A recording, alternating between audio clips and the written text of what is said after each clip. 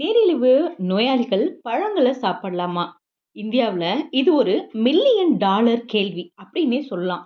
ஏன்னா, நிறைய பேர் இதுக்கு வெவ்வேறு பதில்கள சொல்றாங்க.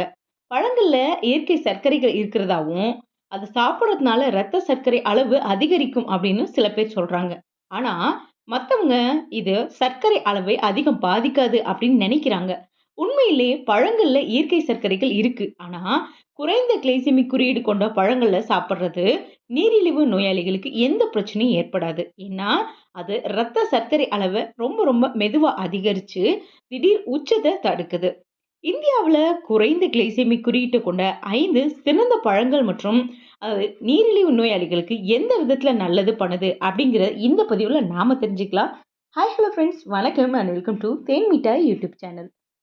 அதுல ஃபர்ஸ்ட் நம்ம பார்க்க போறது பப்பாளி. பப்பாளியில நடுத்தரமான GI உள்ளது. அதாவது கிளைசிமிக் இண்டெக்ஸ்.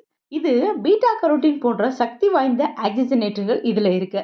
இது செரிமான வீதத்தை அதிகரிக்குது மற்றும் நீரிழிவு நோயால ஏற்படுற ஆக்சிஜனேற்ற அழுத்தத்தை குறைக்குது. நீரிழிவு நோயாளிகள் மத்தியானம் அல்லது காலையில அரை கப் பப்பாளி துண்டுகளை சாப்பிடலாம். இருந்தாலும் அதிகமா பழுத்த பப்பாளியை விட கொஞ்சம் காயா இருக்கிறத சாப்பிடுறது நல்லது. ஒரு நாளைக்கு 100 முதல் 150 கிராமுக்கு மேல எடுத்துக்கொள்ள வேண்டாம். அடுத்ததா நாம பார்க்க போறது கொய்யாப்பழம். இது ரத்த சர்க்கரை அளவை கட்டுப்படுத்தும் ஒரு சூப்பர் பழம்னு சொல்லலாம். கொய்யாப்பழத்துல விட்டமின் சி மற்றும் நார்ச்சத்துகள் நிறைஞ்சிருக்கு. இதன் கிளைசிமிக் குறியீடும் குறைவா இருக்கிறதுனால இது ரத்த சர்க்கரையை அதிகரிக்காது. கொய்யாப்பழத்தை தோல் உரிக்காம சாப்பிடுறது குளுக்கோஸ் சமநிலையை பராமரிக்க உதவி செய்யுது. நீரிழிவு நோயாளிகள் கொய்யா இலை தேநீர் குடிக்கிறது மூலமா சிறந்த பலனை பெற முடியும். இருந்தாலும் பழுத்த கொய்யாவை விட கொஞ்சம் காயா இருக்கும் கொய்யா பழத்தை சாப்பிடுறது நல்லது. ஏன்னா இதுல சர்க்கரை அளவு குறைவா இருக்கு. இதுல இருக்கக்கூடிய பொட்டாசியம் ரத்த சர்க்கரை மற்றும் ரத்த அழுத்தத்தை கட்டுக்குள் வச்சிருக்க உதவி செய்யுதுங்க. அடுத்ததா நாம பார்க்க போறது ஆப்பிள். ஆப்பிள் இதில் இருக்கக்கூடிய பெக்டின் எனப்படும் செரிமான நார்ச்சத்து சர்க்கரை உறிஞ்சுதலை மெதுவாக்குது. ஒரு நாளைக்கு ஒரு சிறிய ஆப்பிள் சாப்பிடுறது சர்க்கரை அளவை சீரா வச்சிருக்க ஹெல்ப் பண்ணுது. இதில் இருக்கக்கூடிய சேர்மங்கள் கெட்ட கொழுப்பை குறைத்து செரிமானத்தை மேம்படுத்த உதவி செய்யுதுங்க. இந்த பழத்தை காலை உணவாகவோ அல்லது மாலை சிற்றுண்டியாகவோ சாப்பிடுறது நல்லது. இருந்தாலும் ஆப்பிள்களை எப்போதும் தோலோட சாப்பிட்றதுக்கு பழகிக்கணும். ஏன்னா ரத்த சர்க்கரை அளவை அதிகரிப்பதை தடுக்கும். இதுல பெக்டின் அப்படிங்கிற நார்ச்சத்து இருக்கு. இது ரத்தத்துல சர்க்கரை உறிஞ்சப்படுவதை மெதுவாக்குது. ஏன்னா ரத்த சர்க்கரை அளவை அதிகரிப்பதை தடுக்கும் அனைத்து நார்ச்சத்தும் தோல்ல தான் இருக்கு. இது இன்சுலின் எதிர்ப்பை குறைக்குது. அடுத்ததா சர்க்கரை நோயாளிகள் சாப்பிட்றதுக்கு சிறந்த பழம் என்னன்னு கேட்டிங்கன்னா ஆரஞ்சு. ஆரஞ்சு பழத்தில் GI குறைவாகவும் விட்டமின் சி அதிகமாகவும் இருக்குதுங்க.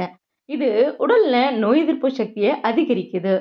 ஆரஞ்சு ஜூஸ் குடிக்கிறத விட நேரடியா பழத்தை சாப்பிடுறது ரொம்பவே நல்லது. அப்போதான் முழு நார்ச்சத்தும் கிடைக்குது. அடுத்ததா நாம பார்க்க போறது கருப்பு நாவல் பழம். மற்ற பழங்களை விட கருப்பு நாவல் பழம் நீரிழிவு நோயாளிகளுக்கு சிறந்த பழம் அப்படின்னு டாக்டர்ஸ் சொல்றாங்க.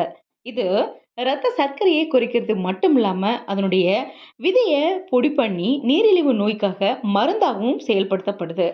கருப்பு நாவல் பழத்துல உள்ள சேர்மங்கள் கண் ஆரோக்கியத்தை பாதுகாக்குது மற்றும் நீரிழிவு ரெட்டினோபதியை தடுக்குதுங்க. அடுத்ததா நாம பார்க்க போறது ஸ்ட்ராபெரி. ஸ்ட்ராபெரியில குறைந்த GI இருக்குது மற்றும் அதிக ஆக்சிஜனேற்றிகள் இருக்குங்க. இது இதய ஆரோக்கியத்தை பாதுகாக்குது. அது மட்டும் இல்ல இனிப்புக்கான ஏக்கத்தை குறைக்குது அப்படின்னு சொல்லலாம். இது இன்சுலின் உணர்திறனை ஆதரிக்குது மற்றும் உடல் வீக்கத்தை குறைக்குது. இதுல இருக்கக்கூடிய கார்போஹைட்ரேட்கள் மிக மிக குறைவு. அதனால்தான் நீரிழிவு நோயாளிகள் ஒரு கப் ஸ்ட்ராபெரிகளை சாப்பிட்டாலும் அவங்களுடைய ரத்த சர்க்கரை அளவுகளை அதிக தாக்கத்தை ஏற்படுத்தாது அப்படின்னு சொல்றாங்க. ஏன்னா ஃப்ரெண்ட்ஸ், இந்த பதிவு உங்க எல்லாருக்கும் யூஸ்ஃபுல்லா இருக்குன்னு நம்புறேன். இந்த வீடியோ பிடிச்சிருந்தா ஒரு லைக் பண்ணுங்க, ஷேர் பண்ணுங்க. இது வரைக்கும் நம்ம சேனலை சப்ஸ்கிரைப் பண்ணாதவங்க சப்ஸ்கிரைப் பண்ணுங்க. அப்படியே உங்களுடைய கருத்துக்கள் ஏதாவது இருந்தால் மறக்காம கமெண்ட்ல பதிவு பண்ணுங்க. மறுபடியும் ஒரு யூஸ்ஃபுல்லான கண்டனோட நான் உங்களை மீட் பண்றேன். தேங்க்யூ.